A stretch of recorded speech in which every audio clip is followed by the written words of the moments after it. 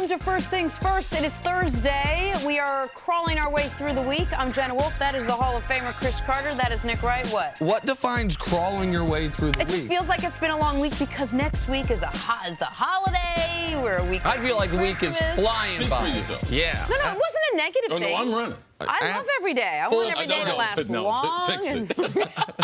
Woo! Okay, I'm here wiped we go. out. In Jenna's defense, it's rare for her to make it to Thursday without having a sick day off, so I understand why this one that was not in my has defense. taken long. It's felt longer for her than usual. That is just not right. We got a big show today. The Warriors lost again last night. Three-time heavyweight champ Lennox Lewis will sit right there. He'll join us in studio in less than an hour, but we start with a little NFL football. 2 weeks left in the NFL's regular season, and for some, a chance to make a final playoff push. The Dallas Cowboys have already made the push, now looking to clinch. A win over Tampa Bay, and they win the NFC East. Cowboys host the Bucs on Sunday. This Cowboys team 6-1 at home this season, while just 2-5 on the road. Ezekiel Elliott spoke about the team's approach to Sunday's game. Approaching this game like we've approached, the past six, back against the wall is a must-win for us. We got to do whatever we can to go out there and secure that NFC East division title. And we just got to know that nothing's going to be given to us. We got to go out there and take everything. So we just got to have that mindset going into this Sunday so we can come out there winning. All right, CC, we saw one Cowboys team last week and then one the 5 weeks prior. Which team do you expect to see Sunday against Tampa Bay? I expect them to get back on track. I expect them to get off to a fast start. This is a Tampa Bay team that you can't take for granted. I think that the Saints will give the Cowboys a healthy example of the type of talent that Tampa Bay and the type of players that they have, the big plays that they can make. So the Cowboys, I believe that they'll approach this game the right way. We can't expect a young football team. We bragged about their defense. We bragged about their ages. We always talk about Dak and Zeke and how young they are now. Amari Cooper, another guy under 25. So, man, their core group of guys is a very, very young group. We can't expect them to not have one hiccup in a 6-week stretch. I mean, they were playing some tremendous football. This team has come a long way. This is not a team you would like to be able to face in the playoffs because of their ability to be able to run the ball the way they are. And I believe that their defense will show up when it's time for them to show up in the playoffs. So what they have to do, create some turnovers. This defense get after Tampa Bay. Tampa Bay, one of the worst in the league as far as turnover differential. At the bottom right there, 31st in the league. So with 32 giveaways that they've had this year, Dallas should be looking for those opportunities to create extra possessions for Zeke and Dak and to make the field shorter. So in a game like this, jump right on top of them from the beginning. Guys begin to question. You mentioned the holidays. You think these athletes ain't thinking about the holidays? These are some of the most hectic weeks. So watch the lines as far as Vegas, and then you're going to watch on Sunday and wonder, man, certain teams are going to play like a half of football. And if the game is not competitive, and be done with they're gonna start worrying about their knees. Worrying, I don't want to get a surgery this offseason. So I believe the Dallas Cowboys, that's what they should do to Tampa Bay. Create some turnovers early on a short field. I believe that leads them to a big win at home. This game will determine to me whether or not last week was a hiccup or not. I think it was. I'm going into the week. I said this letdown game for Dallas. Indy needs it. All of that. So I agree with nearly everything Cris said. Unless Dallas has a bad performance this week, in which case you will start to say, hold on a second. Was the aberration more the winning streak rather than the letdown against Indy? Because if I'm going to take Dallas as seriously as Jerry Jones wants them taken as a playoff contender, then they dominate the Tampa Bay Bucs. Then this is a game at home to clinch the division that they run it down their throats and they make big plays in the passing game. This Tampa defense is turning the average opposing running back into Adrian Peterson, prime Adrian Peterson. They've already allowed 1,800 rushing yards this year at nearly 5 yards per carry, and they're allowing the opposing quarterback into prime Drew Brees, allowing 72% completions and a 111 passer rating. So that's over the course of the season. So if Dallas is a legitimate playoff threat, which I think when they play their best they can be, this is a game that Tampa Bay is thinking about the offseason at halftime, because this is a game Dallas is up 14-3 at halftime. There are different ways to win, different ways to lose. We'd feel a little bit differently about Dallas this week if they had lost 23-20 to Indy. And so there's different ways to win, even in a division-clinching scenario. I wouldn't feel any different because I know you can have a mental lapse. I realize how good these NFL teams, and I don't think that there's not a team out there right now, the Saints. The Saints are sputtering offensively. They play Pittsburgh. We're not drawing pictures as far as the Saints are concerned. Now, the Saints, do they have to blow out Pittsburgh? Or why should we have Dallas under some different scale? These NFL games typically are always very, very competitive. What I'm saying is we can't judge them if this is a close game that they weren't ready. It's a matter of winning and losing. Now, you would like to be able to see some margin, but the way Tampa Bay has played, the best team in the NFC would show you can't take Tampa Bay lightly. They beat New Orleans the first game of the season, and they were in a dogfight a couple weeks ago. So I think that we have to be careful and make sure we judge Dallas just like we judge the other teams trending towards the playoffs. And I am trying to judge them that way. And if Tampa puts up a bunch of points, I'm not going to necessarily hold that against the Cowboys, even because this is a team that has shown it can score. But if you can't move the ball consistently against this defense, then when you're talking about a playoff game against... It would show problems as far as that offensive line going forward. Yes, it would show some other symptoms that will be played out in the playoffs. That's the point I'm making. So maybe I shouldn't point out that they need to win by multiple scores, but they need to have an efficient, high-powered offense. Yes, because I agree with you. This is by far the worst defense they're going to play the rest of the way. And every defense that's going to make the playoffs in the NFC is a good defense outside of maybe the Rams. Like, I know we have questions about them. The Bears are great. The Vikings have the ability to be great. Seattle's been very consistent. We've talked about the Saints all of a sudden the last month of football, how good their defense has been. So I need to see some punch out of the Cowboys offense in this game. But keep in mind, there still won't be a healthy offensive line that Dallas is going to take into the game on Sunday. There's still questionable parts to it. So, yes, you do have Tampa Bay's defense, which you get to face, but you're still going to struggle with how to find a way to both run the ball and pass the ball with a shaky offensive line. I believe the passing attack should really thrive. Because Tampa Bay, regardless of who's on the line, Tampa Bay is not – no NFL team wants to get run on. That's the most humiliating way. It's more of a macho thing. They would much rather you throw the ball for 500 yards than for you to rush for 200. So Tampa Bay, we'll have 7. We'll have 8 in the box. Like, for me, when I game plan, I'm not going into the game saying we're going to run the ball to force them. I'm going out there knowing they're going to have 7, 8 in the box, and I'm throwing the ball, and I'm throwing it deep on play action early in the game to be able to loosen that defense up. And then I'm going to start coming back where Nick talks about and start getting that 5 yards a carry. But I believe that offense, it starts with the passing game, with Amari Cooper. I'm challenging that defense, and I'm challenging them deep. One guy to watch, you mentioned the Cowboys' offensive line. On the other side of the offensive line, Jason Pierre-Paul. He obviously made his whole name and career in this division against the Dallas Cowboys. He's now with Tampa. He's got 13.5 sacks this year. He's been very good for them. He knows the tendencies of these Cowboys offensive linemen, and he's going to be lined up next to one of the best players in the league that we don't talk about, Gerald McCoy, the D tackle. This Tampa defense has not been good. Those two guys have been good. It's the 9 players surrounding them who haven't necessarily always held up their end of the bargain. If Tampa is going to make this a dogfight, yes, they're going to score points, but I also would imagine, we talk about Dak being sacked 51 times, second most in football. Talk about Dak, the strip sacks. Jason Pierre-Paul coming around the corner. If Dak's holding onto the ball too long, that could be a game-changing play. Gerald McCoy, also one of the funnier guys in the NFL. Thank you, Hard Knocks. Let's take a break. Coming up, how can the Seahawks slow down Patrick Mahomes and the Chiefs? Hear from Pete Carroll next on First Things First. Coming up on New Year's Eve, the Red Box Bowl kicks off between Oregon and Michigan State at 2:30 Eastern on Fox. Then flip over to FS1 as number 17 Utah battles number 22 Northwestern in the San Diego County Credit Union Holiday Bowl at 6:30 Eastern, or catch it all on the Fox Sports app. All right, guys, we're going to get to Pat Mahomes and Russell Wilson in a second. But first, a couple of big plays from last night presented by Geico. Kawhi Leonard with a big dunk.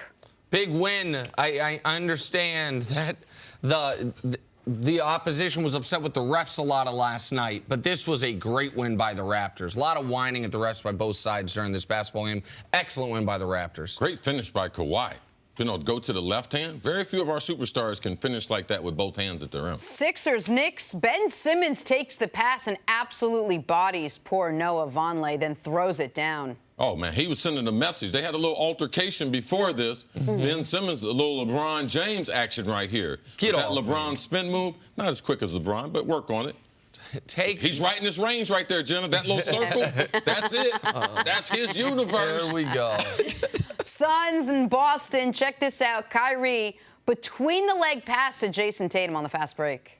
Listen, this is vintage Kyrie. That's beautiful, and a great finish by Tatum, who knew he knew some pass was coming. Was not caught by surprise at all. Very surprising fourth quarter in this game yesterday. Surprising that we haven't seen Jason Tatum on the highlights as much as we thought after a spectacular playoff run last year. Same game. You see the handles there? Good Lord. Just unfair. Breaks down two defenders, hits the reverse layup. So good. I mean, this is where it's plays like this that make you say Kyrie Irving, the greatest handles ever in flat Earth history, the greatest handles ever in round Earth history. Doesn't matter. With respect to the original Isaiah Thomas, it's got to be Kyrie, man. No, the only reason why you can say that is because Isaiah Thomas says that. Isaiah Thomas taught me how to dribble, met him at a young age.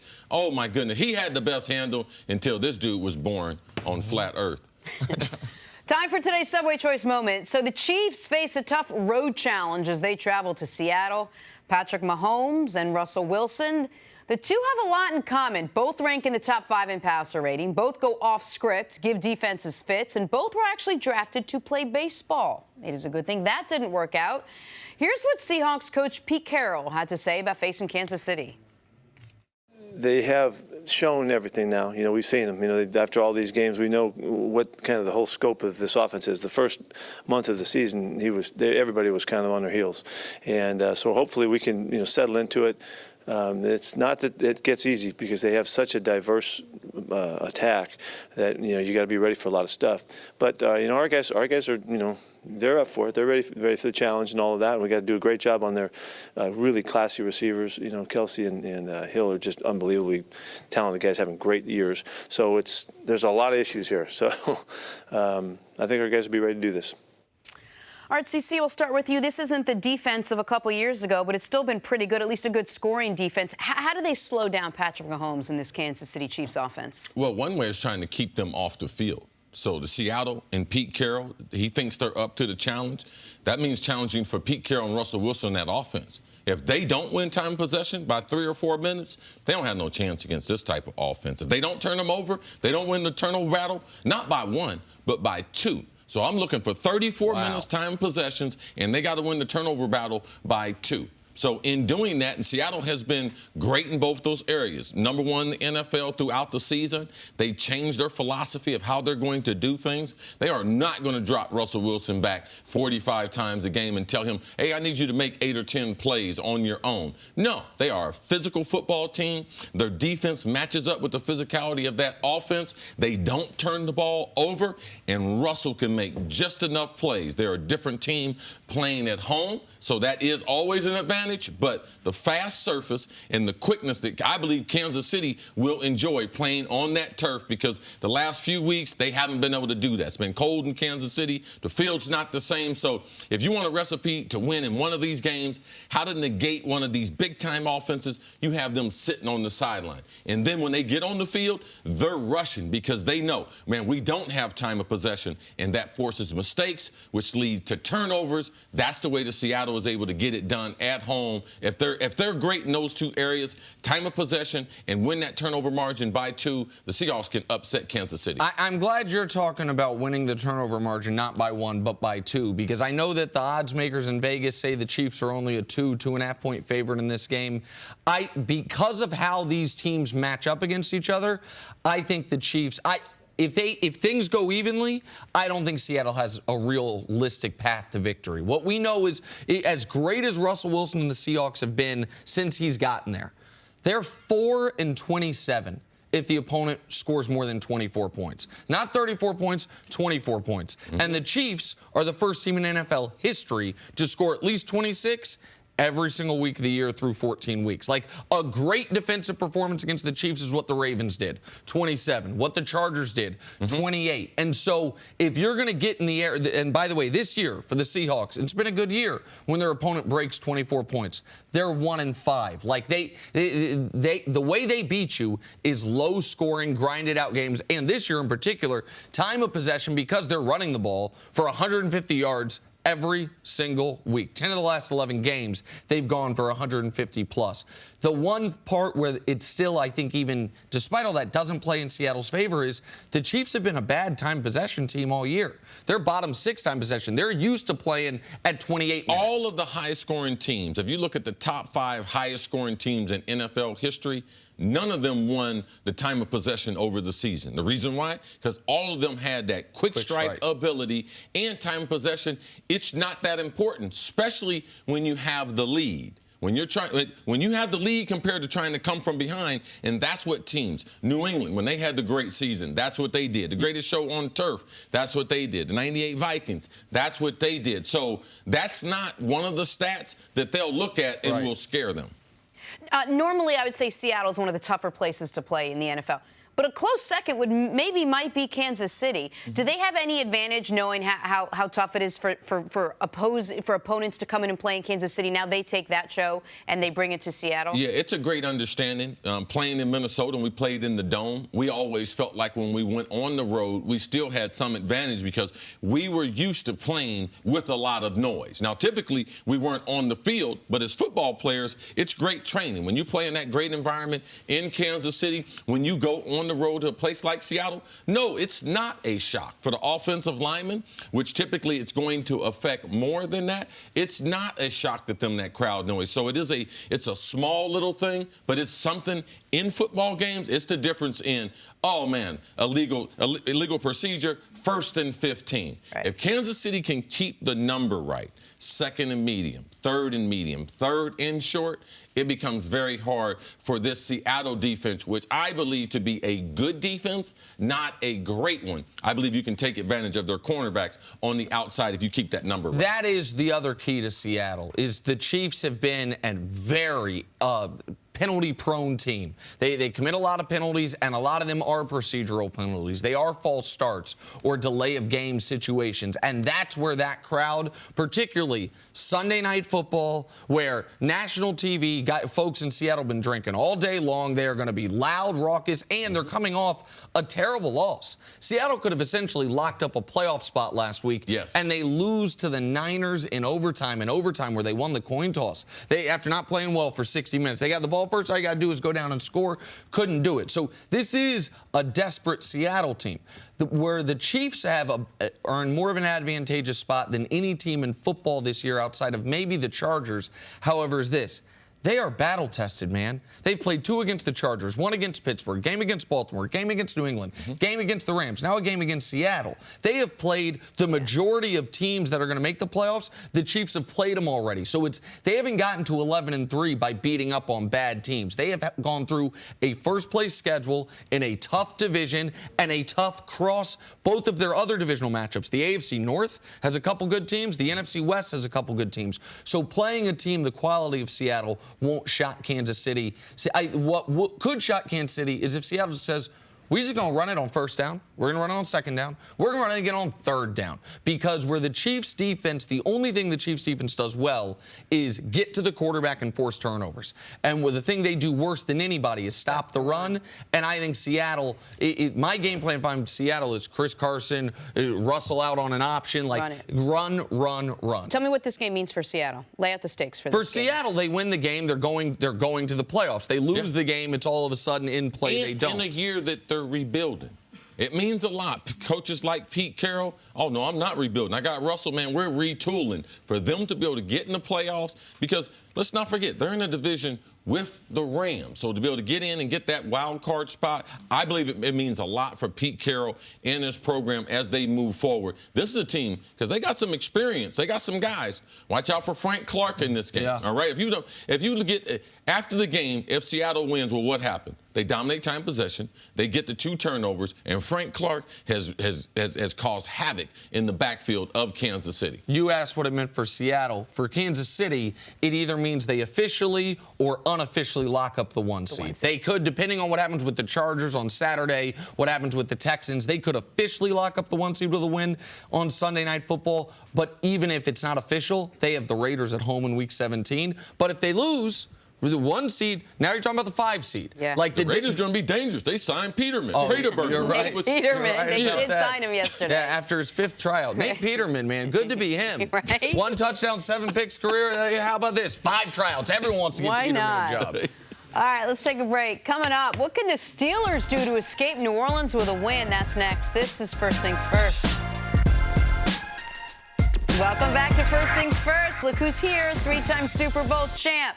All-around great guy, tons of insight, tons of takes. It is Mark Stink Schlereth. How are you, buddy? I'm good, thank you. Yeah? Thank you, yes. Okay, awesome. Yeah. Glad we got that out of the way.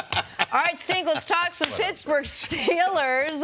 The Steelers pulled off a crucial win against the Patriots last week, and as a reward for that, they get to face the 12-2 New Orleans Saints. Important to note, guys, had they lost, they would still be facing the New Orleans Saints. Over the last 6 weeks, no defense has been better than New Orleans. Big Ben spoke on the Steelers' focus heading into Week 16.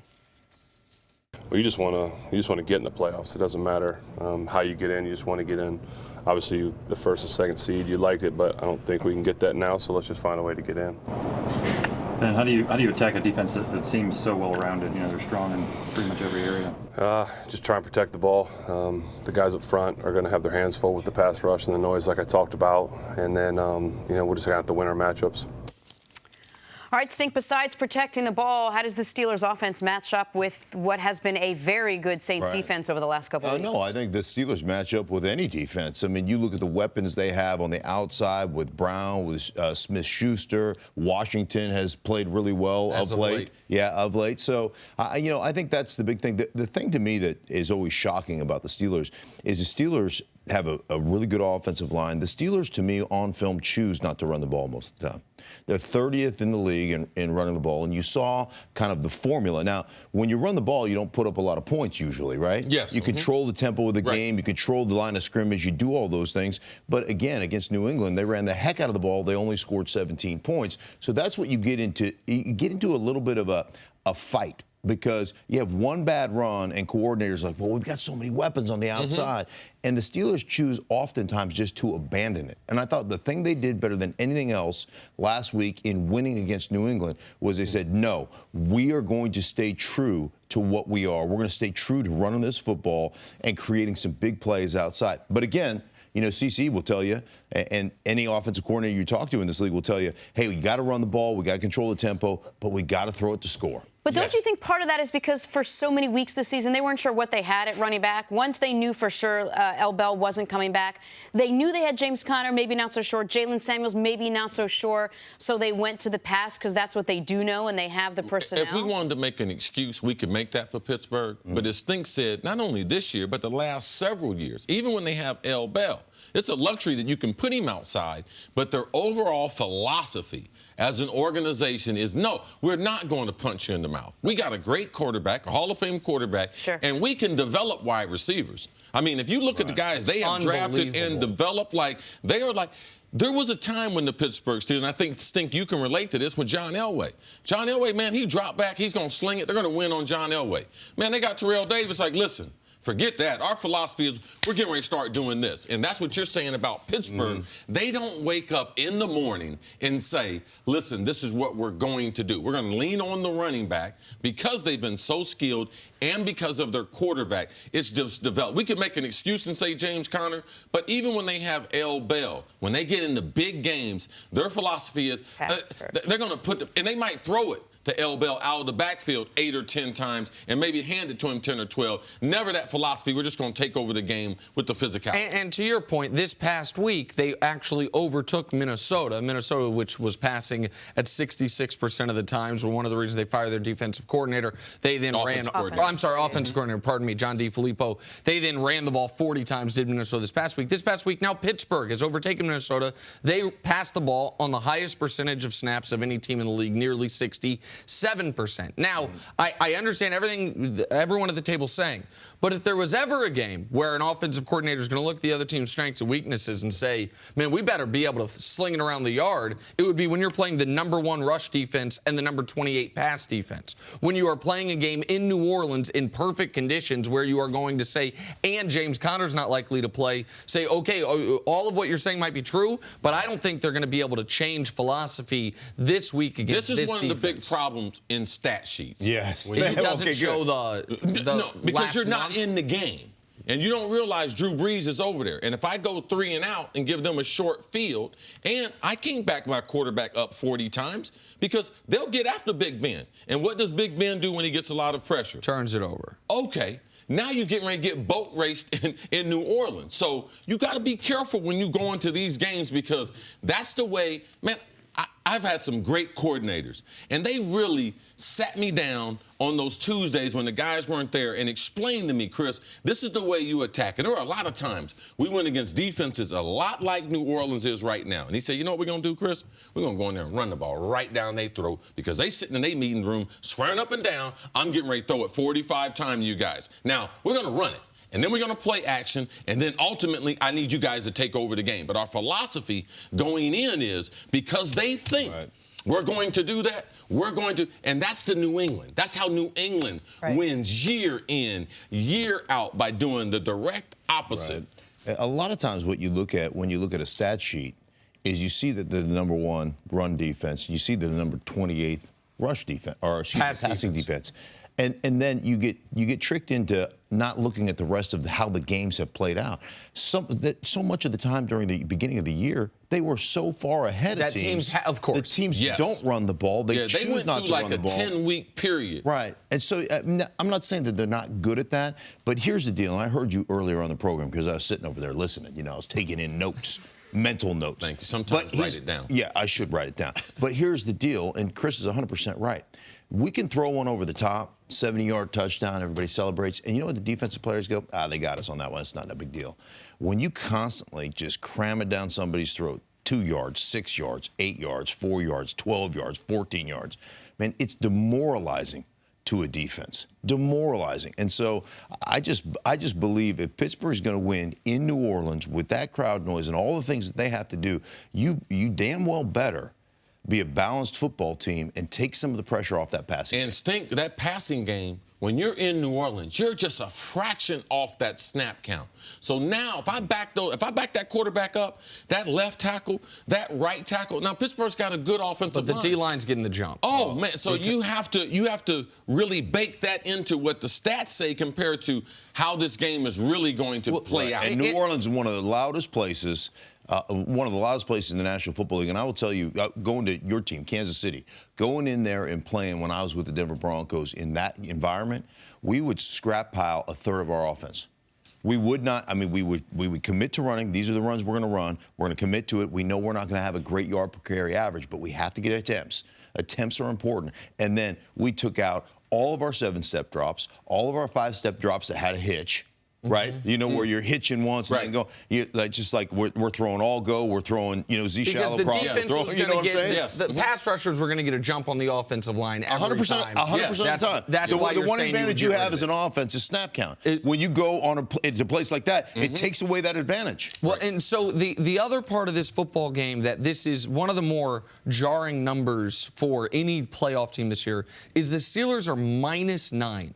In the turnover differential. Yeah, it's amazing. Every other team that is -8 or more, you're talking about the worst teams in football. You look at the Cardinals. None of them have a Hall of Fame quarterback. Correct. Who's touching the ball 65 times on average a game. And it's not like the team has just been caught with all of a sudden a bad fumble year where all the fumbles, every time the ball goes on the ground, they're not recovering it. These are the vast majority, 75% of these are Big Ben turnovers, either interceptions or fumbles. And so that you talked about the Saints boat racing them. If you lose the turnover battle in New Orleans, you're sunk. There's no path to victory. So whether they are going to focus on the run, the pass, or an even distribution, what they have to do is take care of the ball. Not have someone coming around the corner, Cam Jordan, strip sacking Big Ben, not Big Ben throwing those red zone picks he loves so much. Like to have a chance in this game, they have to take care of the ball. And if they don't win this game, we could be here Monday and they're in 8th place in the AFC. Like that is, even with the win last week, that's still available to them. So we've gone through all the things that the Steelers really need to do, the things they need to work on, the things they haven't done well. Does this Steelers team still invoke fear in other teams? I know they're having an off year, but when you look on the schedule and you have the Steelers, no matter how they're playing, does a team still look at that as, oh, this is like the Patriots lore, this is like the Packers lore, regardless of how they're playing? Do they have Big Ben?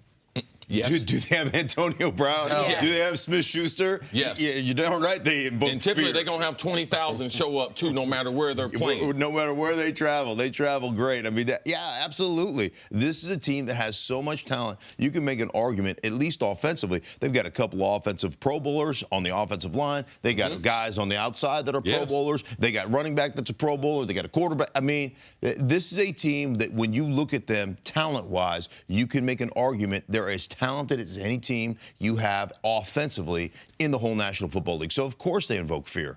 All right. You got to stop them. Okay. Yes. Stink. Good question. Stick around. Thank you. Coming up next, though, we got 3-time heavyweight champion Lennox Lewis. man. I got some. Okay. Talk about invoking fear. How are you, sir? Welcome back. Twin brothers defend their titles in a huge night of championship fights on Fox. Jermall Charlo taking on Matt Korobov, while Jermell Charlo defends his belt against Tony Harrison.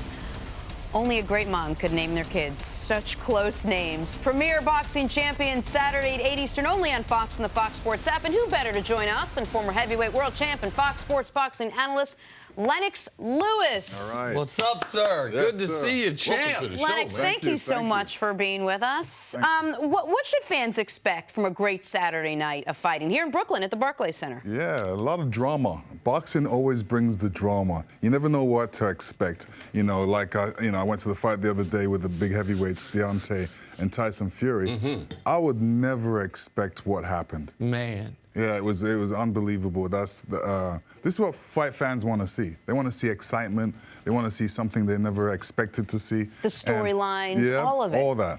I was reading some stuff, and you were doing a review of that heavyweight fight, and you said if these guys they fight again, both of them should have learned a great deal from that fight. Will you express to the fans what they should have learned? Because both of them, you had great examples of things during the fight that, man, long term, it helps them to be better boxers and to be able to face each other again. Oh, absolutely. I mean, Deontay, he learned that, you got to learn to box. You got to learn that jab is very effective.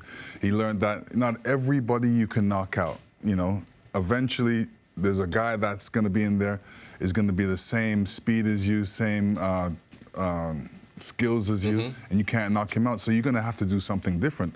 So what he's learned is you got to box. So he's next fight, he's going to probably be boxing.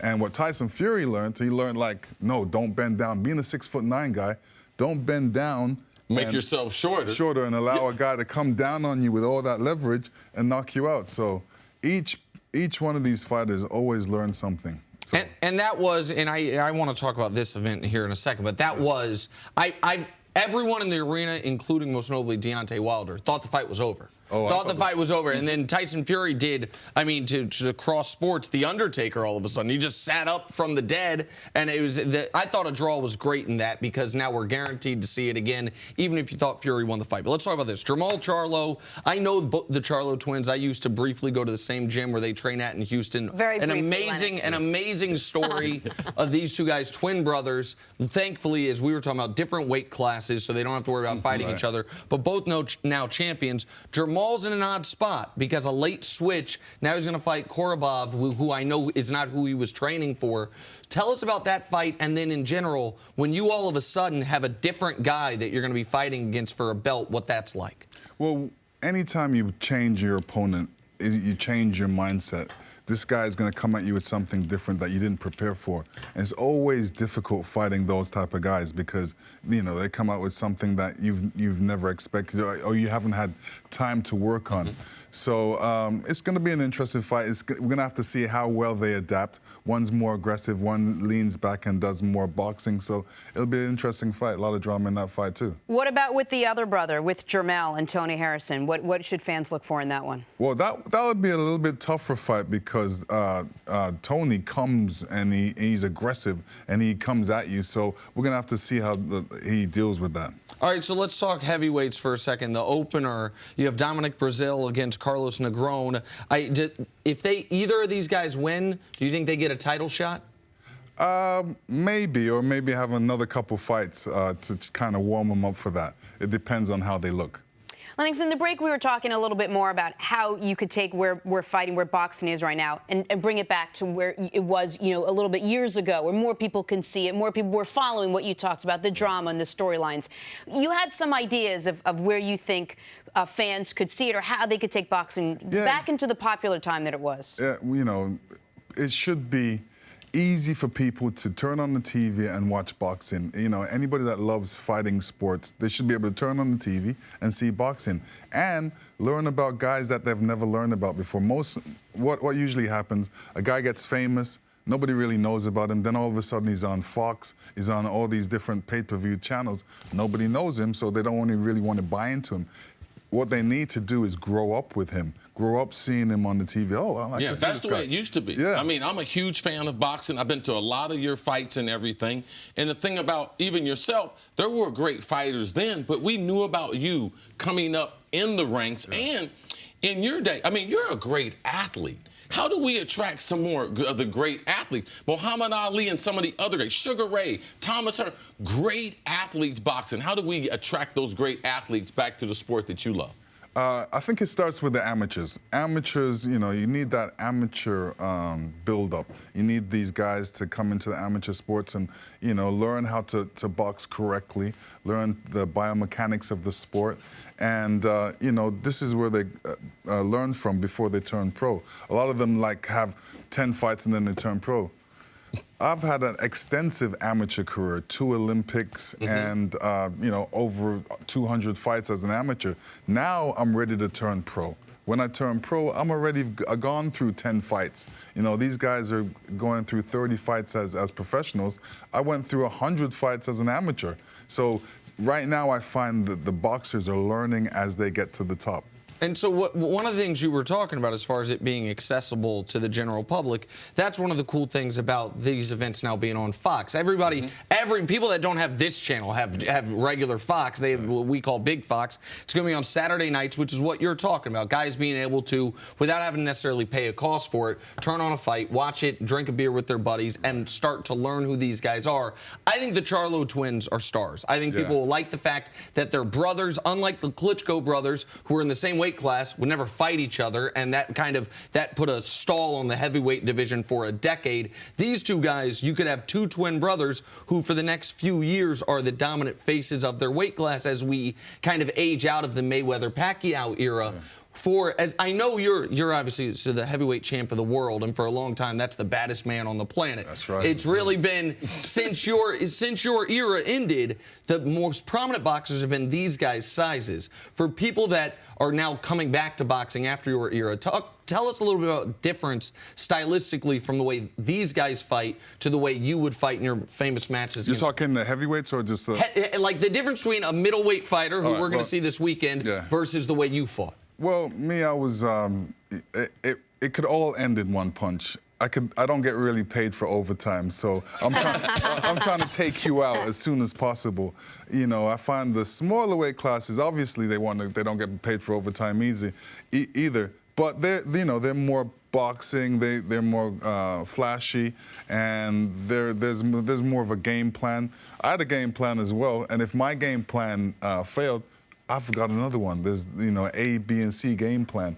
Sometimes with these guys, they only have one game plan. Right. Now, what would you do to be able to bring back some of the kind of luster that has been lost with boxing to the heavyweight? If you could make an adjustment, what would you do to boxing now, especially as far as the heavyweights? Because people will always be attracted to that division. And as you mentioned, man, the fastest man in the world and the baddest man in the world, heavyweight champ, and whoever wins the 100 meters. What would you do to be able to bring some of that back? Make there only be one belt. One belt.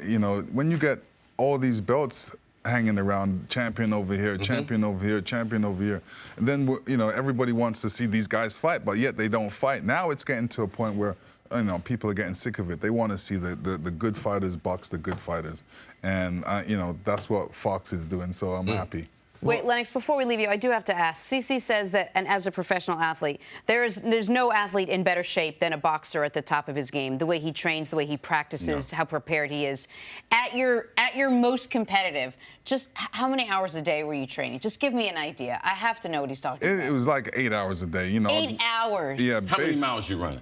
How many sit-ups you doing? I never ran miles. I ran in time, so it would be like an hour and a half running. That's insane. Well, yeah, you got to think if you're playing 12-round fight. Yeah. Anyone that hasn't ever sparred or boxed or anything, just try to run in place for 3 minutes. Just run in place for 3 minutes. Take a 1 minute. Nobody punching you. Right. You're not punching anybody. Just run in place for 3 minutes. No, forget that. Try shadow boxing. Throwing punches just for a minute. Just for a minute. And with power, too. Yeah. Add the power to it. All right, I thought you were going to go somewhere else. Before we go, Jenna, when you do the toss, Jenna is actually British. Oh. And so she puts on an American accent. If you wouldn't mind, could you, when we leave, can you grade her the way Jenna Wolfe actually talks to British Jenna Wolfe? Bring the sexy British lady out. Yes, let a true British lady. I'm a better trainer than I am. Lennox, thank you so much for joining us today. We'll be watching Saturday night on Fox. More first thing first, right after this. All right. Back here with Mark Schlereth, we are going viral. LSU is taking on Central Florida on New Year's Day in the Fiesta Bowl, and head coach Ed Orgeron isn't just taking his opponent seriously, he's taking his press conferences seriously, too. Take a look and listen. John Embry, another great young man from Destrehan, Louisiana. Hold on a second. Hey, guys! Hey! I'm having a press conference, okay? Thank you.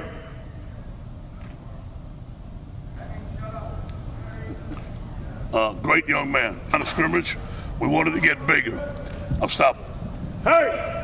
Stop the ball, stop the drill. I'm having a press conference. Thank you.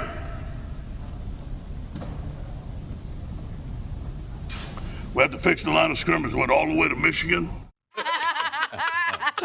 Oh, Coach O, man. He's a football coach. He's no college professor. Okay, no, he's a football coach. Hold the balls. and you know what I realized watching that? Ed Orgeron, a little bit of a body double for my man Stink. Yeah. Oh, yeah. Skinny little pins and gigantic. I'm built like a turkey. Exactly right. What day's leg day? 0 day. What day's upper chest day? Every day. Every single day, baby. A lot of guys around here subscribe to that. Yeah.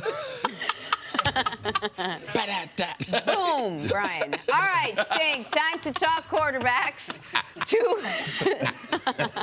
Two former MVPs, both battling some tough injuries right now. The Panthers are shutting down Cam Newton with that bad shoulder injury he's been playing through. Also, Packers quarterback Aaron Rodgers has a groin injury that he has been fighting through, but he will play this week. Packers will be here in New York facing off against the Jets. Here's what Aaron Rodgers had to say about playing this Sunday. It's a lot about leadership. If I want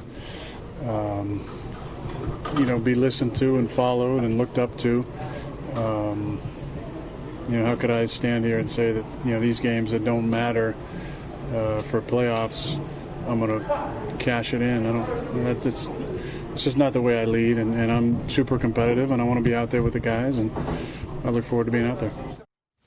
Stink, we had a very interesting conversation about this yesterday, whether it should be up to the player or the coach, whether it's better for the player or for the betterment of their career. What do you make of what both teams decided to do with their respective quarterbacks? Well, I think it really comes down to what the medical profession says, and it comes down to, can you further your injury? If you've got somewhat of a groin pull, I mean, players want to play, and players are going to go out and play. And it comes down to the medical staff. If Cam Newton's shoulder is such that we need to have surgery on this thing, and you're doing further damage, you're irritating it more and doing further damage, and you have whatever he has, I don't know, could be a torn labrum, it could be something else.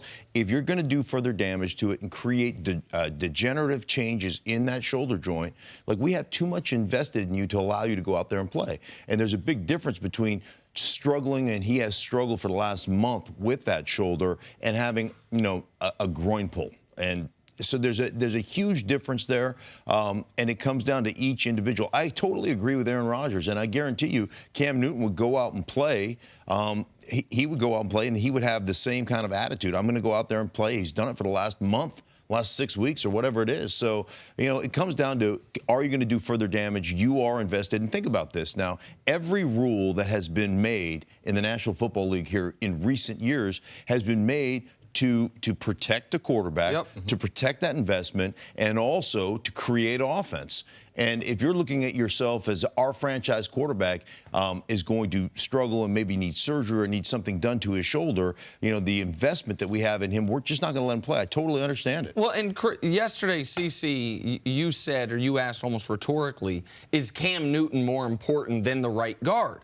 And for the organization, the answer actually has to be yes. For the organization, they have to look at Cam and any potential to further an injury as, wait, the juice is not worth the squeeze here. And so for Cam did the right thing. He, by all accounts, fought to play. That he said, I want to play. I want to be out there. But the organization, I believe, did the right thing in saying, we are not making the playoffs. And by the way, even if it's as bad as it looked on this past Monday night, even if they were alive for the playoffs, the argument might be, you need to shut him down. We have seen quarterbacks. I think one of the reasons Andrew Luck missed a full year is because he was trying to play through something instead of dealing with it and addressing it when he needed to. The Rodgers thing to me is a totally separate discussion. And by the way, Aaron Rodgers, who I think is as good as any quarterback I've ever seen, he's being a little unfair when he says I wouldn't shut it down with nothing to play for. Like last year, he came back from a collarbone injury. They lost that game. They got eliminated from the playoffs. And then the team shut him down because they didn't want him to do further damage. A similar situation to Cam. So I understand why Rodgers isn't getting shut down. He has a groin pull, like you were saying. Cam is a thrower of the football, and he could do more damage to his arm throwing the football. So while I know he wants to play, the organization, it's their job to say, it's not your choice, Cam Newton. It is the organization's job in the long term to look out for their products, the people they're putting money in. But the organization has also told Cam Newton, you're the face of this franchise, you're the leader of this franchise. And this is something, only being in the locker room, you're going to understand. If you take me off the field, you take away my ability to lead. Because there's two ways that guys lead. They either talk or what they do. And I used to tell guys, because guys get tired of guys who are chirping all the time. Guys who are just running their mouth all the time. It's hard to follow guys like that. So what I used to tell guys is, regardless of what I say, I want you to watch me and watch how I come to work. Watch how we lose games. Watch how I do the interviews. Watch how I train the next day. Watch how I watch film. Watch how long I stay. Watch how many jugs I catch. Watch how many hills I run. Watch how many sprints that I run. Watch how many times that I'm not late to work. You lose your ability when you're off the field to lead guys in the locker room. I understand what the organization is doing, but Cam's got a job to do. And if Cam had told them, no, I'm more important, no, I don't need to be in there, would you send a message the wrong way and you lose the ability to lead guys long term? So I understand what the organization has done. I understand that. But that star player, that franchise player, he's got a job to do, and that's to always to lead. And when guys can't hear you, guys can see you. And you never want to be able to lose that ability because guys see through it. With coaches, organization, the players in the locker room, they see through that phoniness. And I believe in Green Bay, there's a lot of phoniness there. The players see through it. The coach has gotten fired. That's the only reason why Aaron Rodgers is out there, because last year he was in the same situation, and he was like, no, these games aren't important. And I am more important than those other players. But the other players, their careers are just as important. They should be to you. Sure. They're that important to me. That's the reason why I play in the preseason. I asked the offensive coordinator, what do you need from me this week? He said, Cris, we don't need that much. How long's the offensive line playing? How long's Randall McDaniel playing? And I always use him as an example because he's one of the greatest players I ever played with.